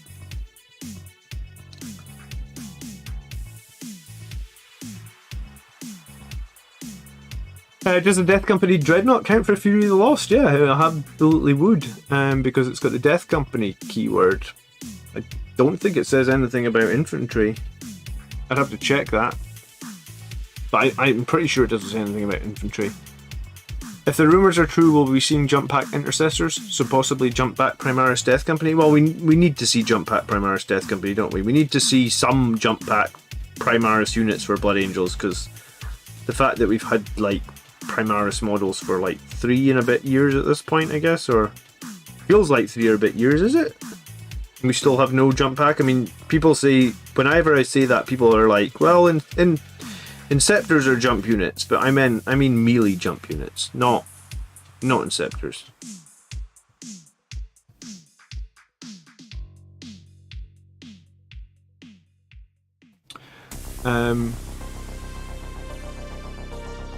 Jim says it's so easy to score Fury of the Lost. How many Death Company do you run, Jim? And why, what makes it so easy for you to score it?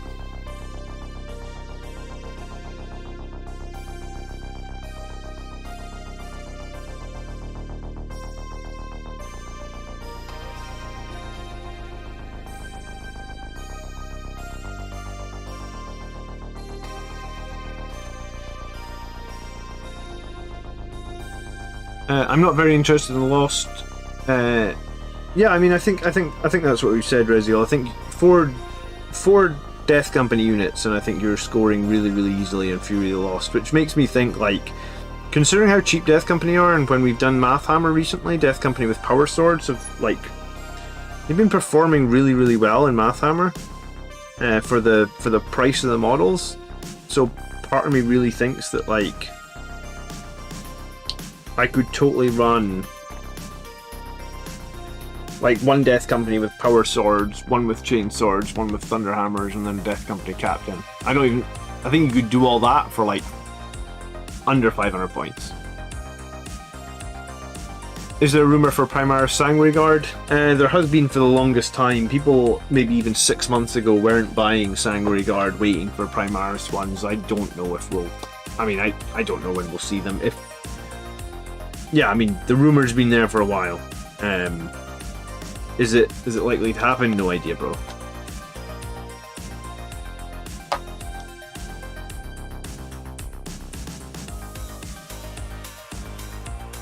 Jacob says the way that Primaris have been for a while, his fear is that we'll get Primaris units, but they'll only be able to take chainswords.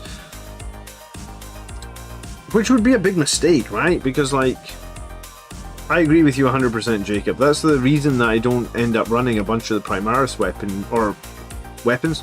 That's the reason I end up not running a bunch of the Primaris models, is because they really are lacking in weapon options. There's no flexibility in them. Me and Reziel actually did a video on this channel that you can search called, like, the Achilles heel of Primaris, I think it was called. It was basically us just bitching for like an hour or half, maybe, about, like, stuff like you said, like Outriders could be a cool unit. Like, if the Sergeant could take a Thunderhammer and get +2 bonus attacks on the charge, could that be pretty cool? Well, it could be, but, you know, for whatever reason, Outriders are just a very generic kit. Jim's running a double Death Company Chaplain list, and... Sorry, no, Jim's not doing that at all. Steel Rain is considering running the double Chaplain Death Company list. Would you run double Chaplain Steel Rain, or would you run Astaroth, be it that Astaroth is really going to help out those Death Company with, like, morale rolls and potential litanies? But I mean, I guess a Chaplain would do that as well. Just Massive Doom is going to be a very good litany for Death Company, right? Mike's testing an 8-man chain sword ball as my third Death Company unit. Let me take a camel cloak on my Scout Sergeant. Interesting.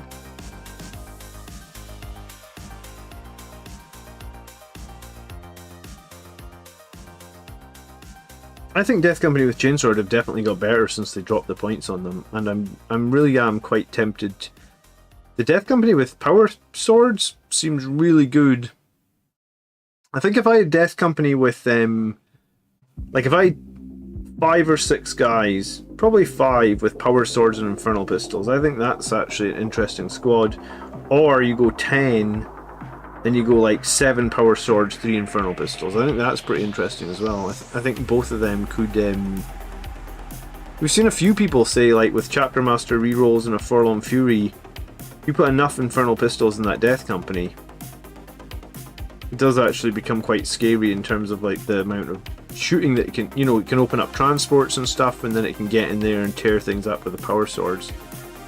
I kinda like it. Or at least I like the idea of it on paper. Primaris units tend to be based on 30k units, and most of them on one weapon. I mean, the Primaris stuff in a way is... It does seem like it's based on 30k stuff, yeah.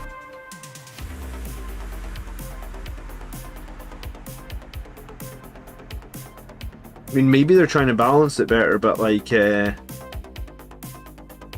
the balancing, like we said earlier, this edition seems strange. You know, like they tried really hard to like balance Marines, but then when all the other factions that came to it, like things just went a bit crazy, right?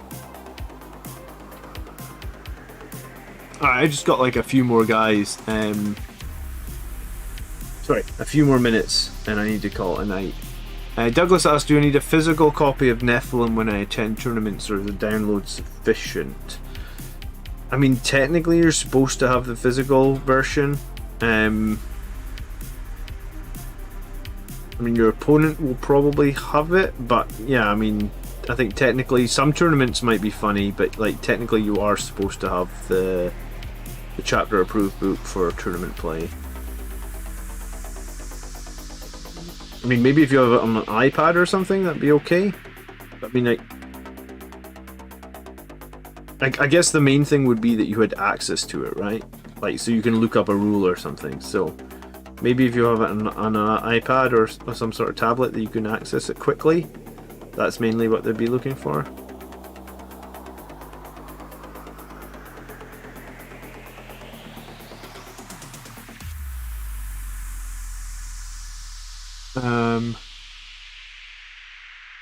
You put 14 wounds on the Silent King with Death Company Infernals. How many Infernals did you have? Sorry, John. With just 4? Nice. I'd run Astaroth and Lamartis in a Death Company list because their litanies don't overlap. Yeah, and I mean that's the one big advantage of taking Lamartis, right? Is like his Death Company, his litanies don't over.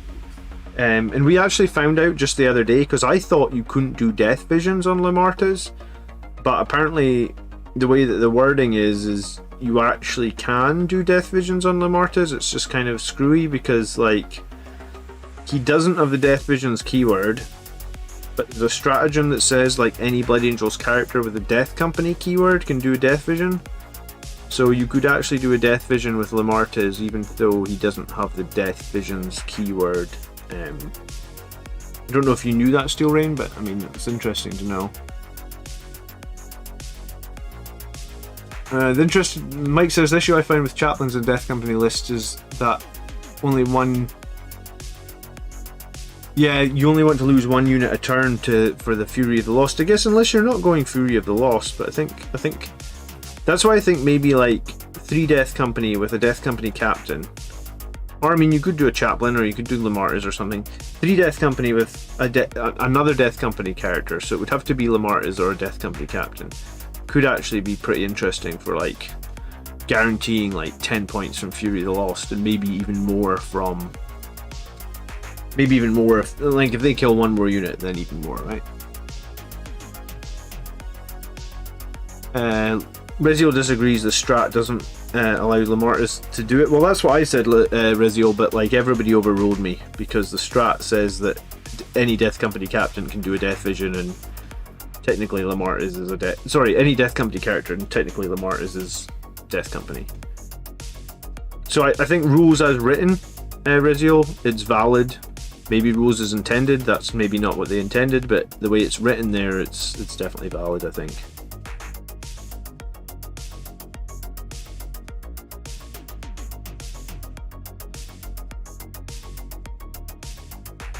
Overruled. Objection.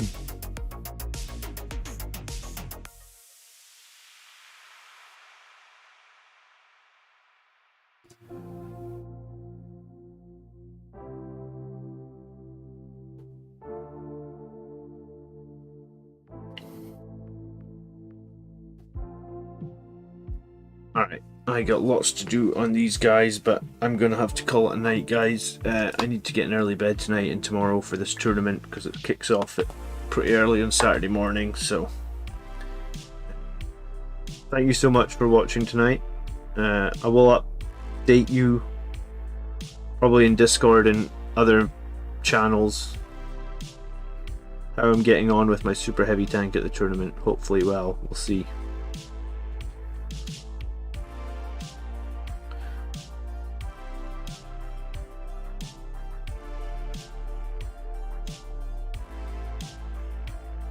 And we do have a new tactics video coming out tomorrow, so you can look forward to that. The tactics video tomorrow is 100% for you Highland Phoenix. After the tactics video comes out, we'll see what Highland Phoenix comes up with a new army list, and we'll get him on the show this weekend, probably. Because I think he's going to change his mind. I think.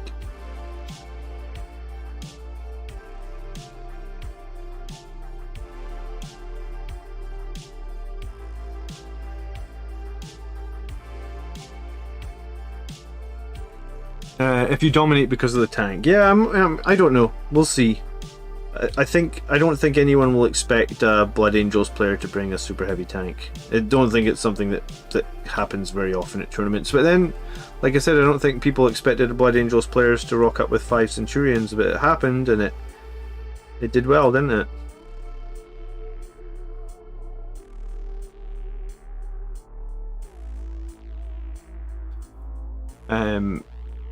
I appreciate the comments of good luck. I will try my best. I'm desperate to win an event. I've been trying. I'm desperate to try and win an event. Regardless, I think I'll have fun, because it's always fun when you have a...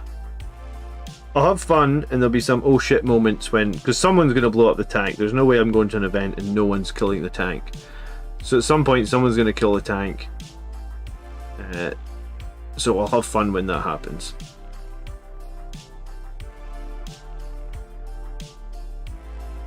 Alright, I'm going to call it there, guys. I gotta get to bed. I will see you guys. Hopefully I'll see you Saturday night with some good news, but we'll find out. Enjoy the rest of your evening. Thanks so much for hanging out. Appreciate the gifted sub. If I win, will I buy my own Astreus? I mean, I think so.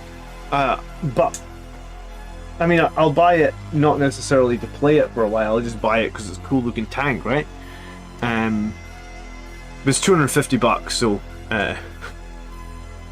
might not buy it right away. Alright, enjoy your evening, guys. Thanks so much for watching tonight. Hit that like button if you did like it, and if you haven't yet checked out the video that we did earlier on squats, I'll put a link to that in the chat. So I mean, you can go check that out right now, where we completely review the entire squats book. So if you want to watch that, find out all the news from me and Mark jumping through the squats book, you can go watch that now, and I'll catch you guys soon. Peace.